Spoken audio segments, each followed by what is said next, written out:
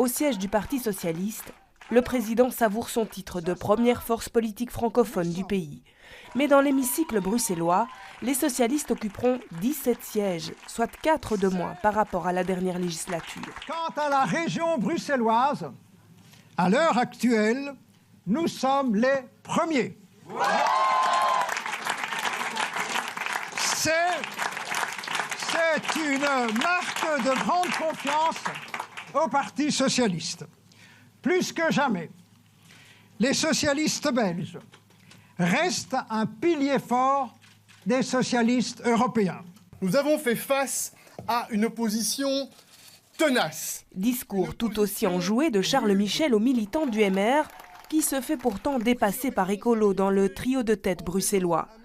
Les libéraux obtiennent 13 sièges, 5 de moins qu'en 2014. Ce qui va compter maintenant pour nous, c'est avec sérénité, avec humilité aussi, de regarder comment on peut être une force positive, de solution, qui jette des ponts, qui fédère, pour faire en sorte que, tant dans les régions que sur le plan fédéral, on puisse donner un avenir positif et prospère à l'ensemble du pays.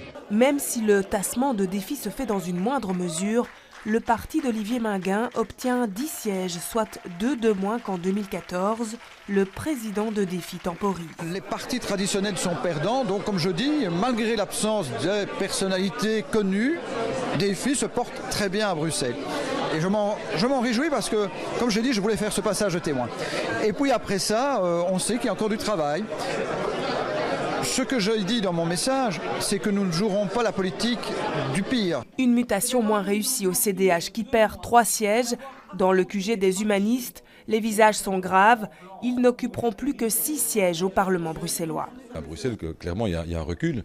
Je crois qu'on va pouvoir prendre le temps de l'analyse. En tout cas, moi, ce que je souhaite, c'est qu'on mise davantage demain sur les jeunes à Bruxelles, les jeunes du parti, qui feront, à mon avis, de très bons scores, qui représentent une nouvelle génération. Certains ont déjà des responsabilités comme échevins dans certaines communes. Je pense à Mounir Larissi ou à beaucoup d'autres, qui clairement doivent prendre la relève par rapport à ce qui se produit. Un recul qui n'épargne donc aucun parti traditionnel. À chacun maintenant de tirer les enseignements de cette baisse.